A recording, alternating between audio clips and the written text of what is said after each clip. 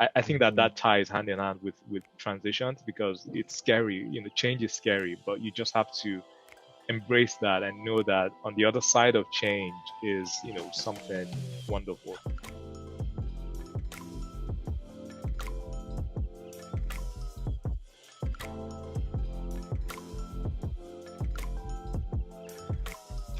Hey everybody, and welcome to another episode of As Is To Be. I'm Shawn, and I'm joined here with Carl. Hey, how y'all doing? How you doing, Shawn? Good. I'm doing good, brother. And we have a guest today. We have Muhktar Kadiri. Welcome, Mukhtar. Thank you for having me. Absolutely. Mukhtar is a senior technology leader. He's a lecturer and a true visionary in cloud computing, and a founder of WorktipsPro. Previously, he managed projects in the energy sector, both in Texas and Dubai, and then he transitioned to the healthcare sector, where he's currently managing technology-related projects in this field. So, thank you again for joining us, Mukhtar. Thank you. Thank you for that very undeserving introduction. Thank you. Well deserved, Mukhtar. How you doing? I'm doing all right. Good. I gotta tell you, Mukhtar, it's really a pleasure to have you on the show. Last year, I was actually searching on YouTube for advice and insights on developing new habits in myself, especially with the changes we've been going through in 2020. And I specifically, I was looking for developing new habits, and I found your video, and I learned a lot about how to make habits stick, specifically with the tactic of habit stacking. So it's super cool to be on our channel here today with you. I found your channel overall was a wealth of invaluable advice. So thank you. Thanks. I'm glad that you found it useful. It's something that I like to do as a hobby, and I'm trying to see where it takes me. So tell us more about yourself, and how did you get into your role?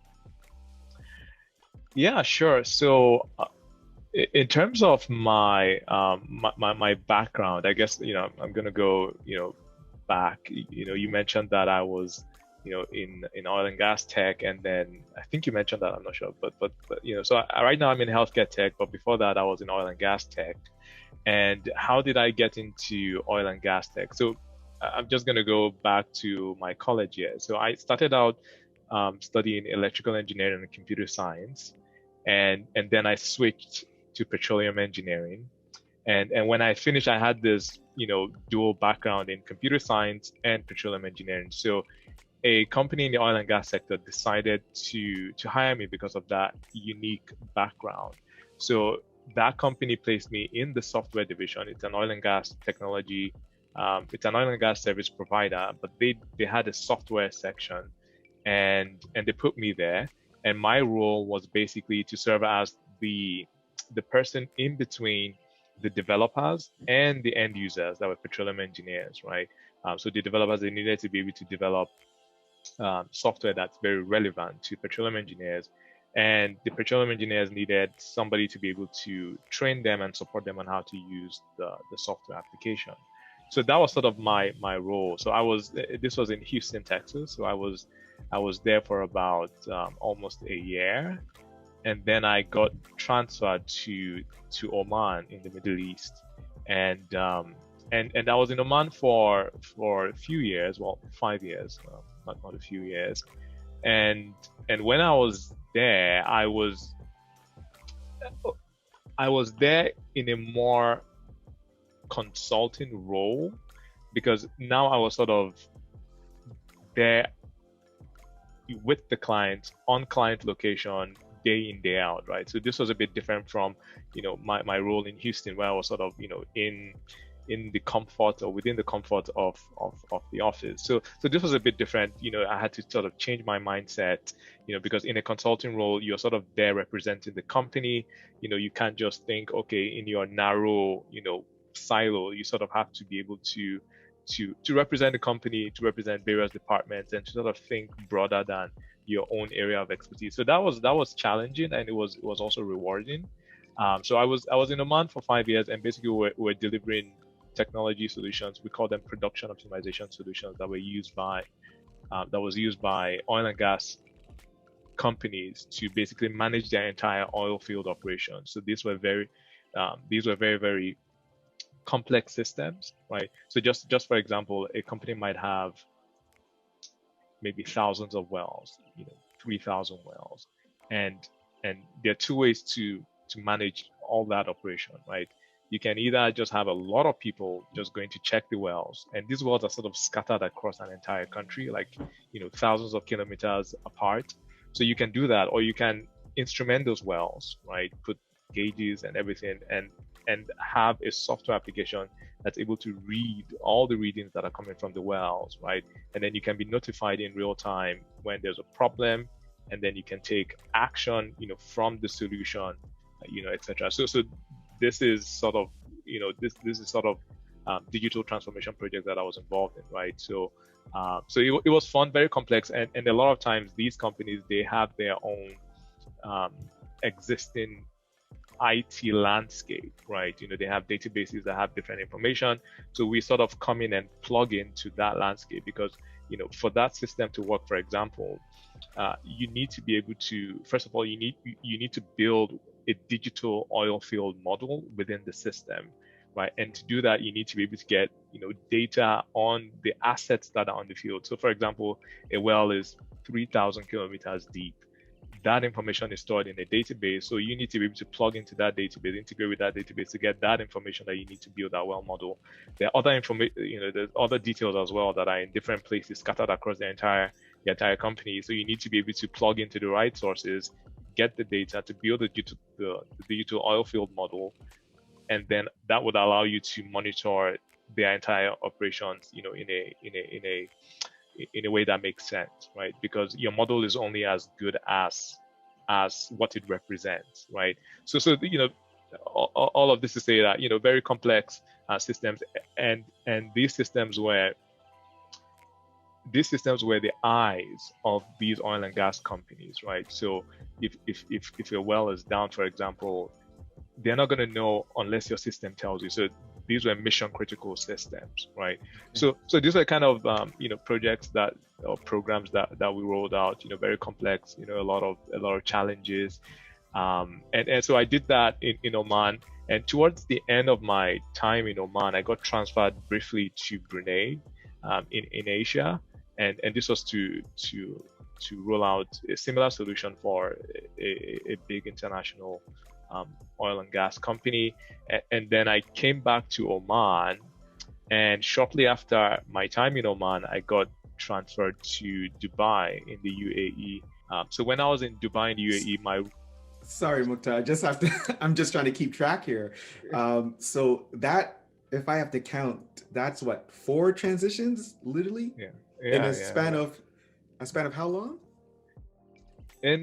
So that, in a span of about 5 years or less. Wow. Yeah. Okay, that's serious transition. So I just wanted to keep track of that. Okay, so now you're in Dubai. Okay. Yeah. Okay. So now, I mean, the story of my life. My life is full of transitions, and I think several people can relate to this. So Right. now I'm in Dubai, and in Dubai, this was a transition geography, but also my role as well. Okay. Now I sort of had this added responsibility. I was sort of taking care of our entire Middle East and Africa region, right? The business, and so before I was more in a technical role, but now I was not only in charge of business operations, but I was also in charge of growing the business, right? So this was a dual role, and it was a team of 25 scattered across the entire region. So it was very challenging, but very rewarding. I grew a lot, and in my role, because you're covering the region, it was a lot of traveling. So I North Africa, Sub-Saharan Africa, the Middle East, of course, and then Asia. So it was. I love to travel. I love to learn about different cultures. So that satisfied that need. And also professionally as well, because technologies are implemented differently. You also, learn how to navigate different cultures in terms of, building relationships, communicating, stakeholder management. So that was fun for me as well. and I think, you know, I sort of bring that experience into WorktipsPro as well, you know, because the channel is also focused on communicating and you know, stakeholder management as well. So yeah, and after Dubai, I guess I decided I've had enough heat and it's time to move to a cold place, and I came to Canada. No, I'm just kidding. My family is closer this way, so I've always wanted to come back this way. So now I'm in Canada, and I've been here for almost 4 years now. It's almost like one opportunity begets another opportunity from one really cool project to another, inspiring a lot of these transitions. That's really, really cool. Yeah. If I might ask, I'm interested about WorktipsPro. What inspired you to start it?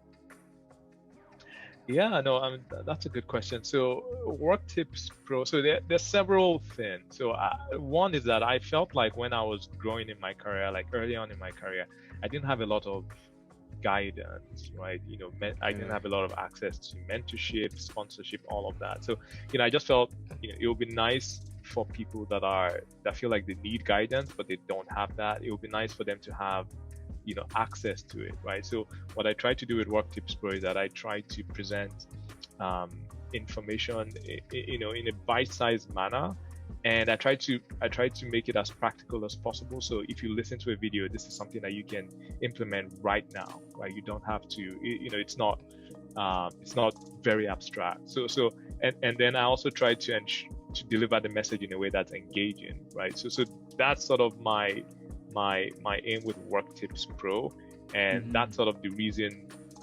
That's one of the reasons why I decided to start WorktipsPro. And another thing I should mention is that I'm very passionate about teaching and public speaking. So it just sort of all came together, you know, in this channel called WorktipsPro. Yeah, I really love the channel.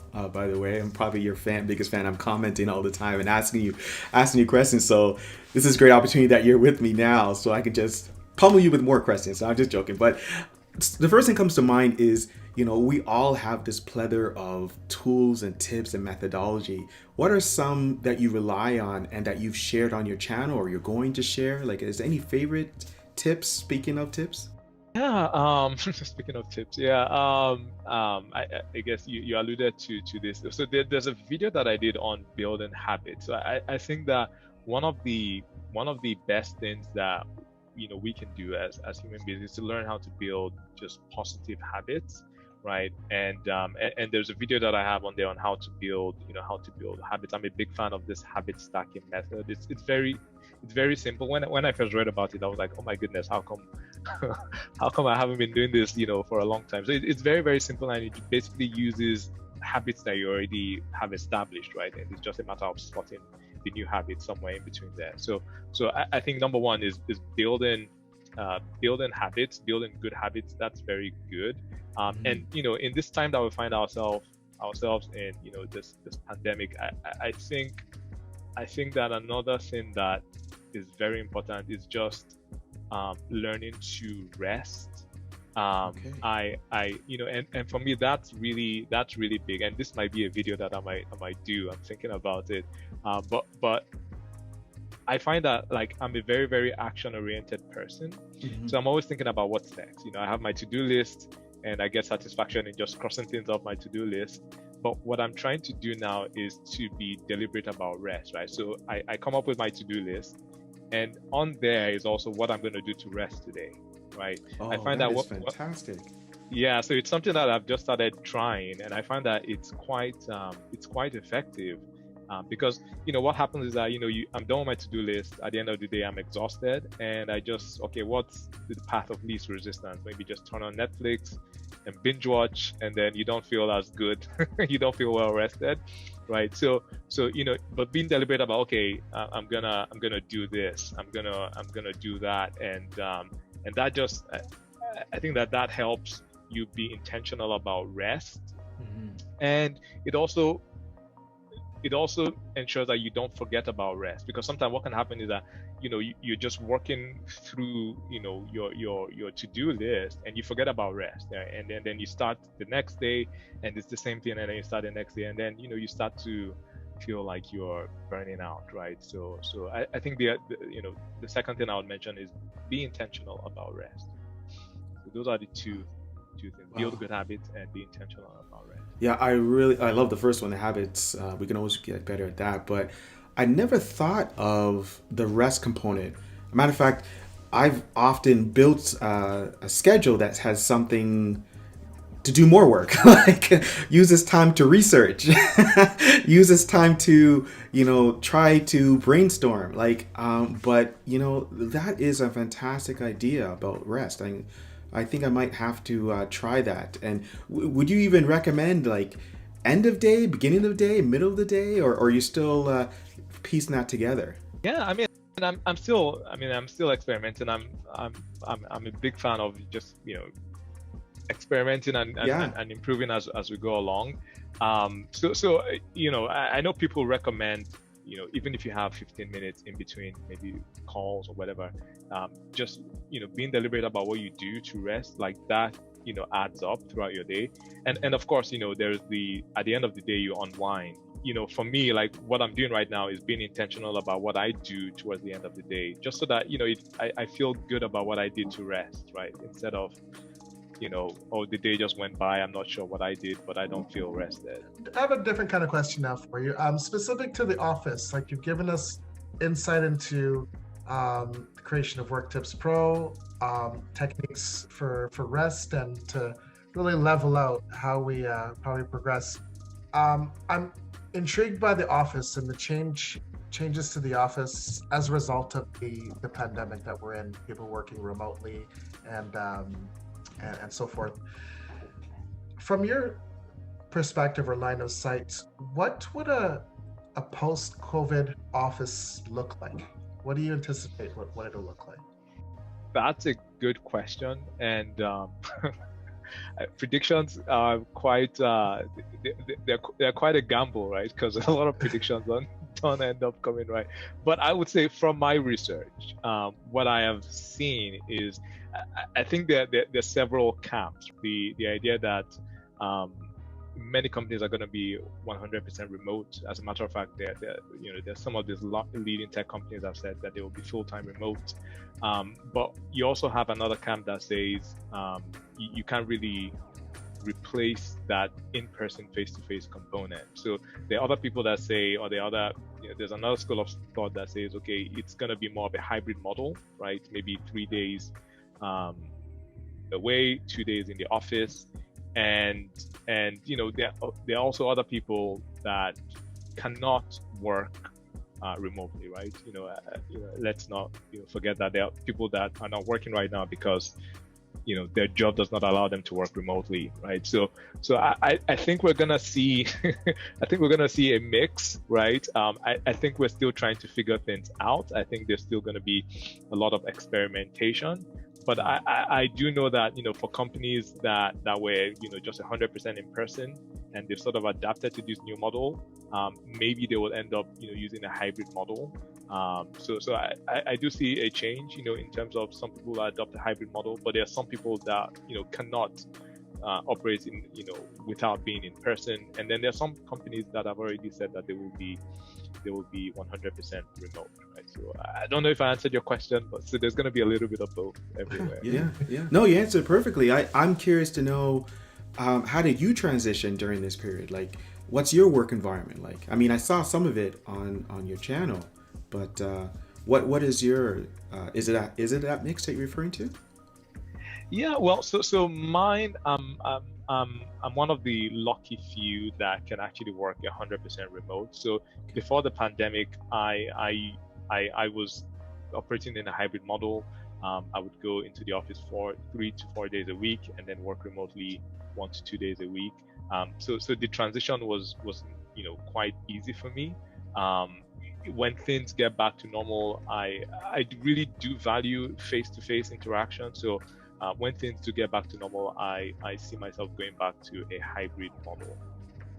So Mukhtar, I really enjoy your stuff. How can people get a hold of you or get in contact with you or learn more? Yeah, so they can follow me on YouTube, right? So if you go on YouTube, my YouTube channel is WorktipsPro. right? So if you just type in WorktipsPro, you should be able to see my YouTube channel. So you can, subscribe, and I usually try to release videos every week, right? So that will be one way to get a hold of me. I'm also available on LinkedIn, and I'm active on LinkedIn, so you can just send a connection request, and I'm more than happy to connect. Well, you are like a master of transition, Mukhtar.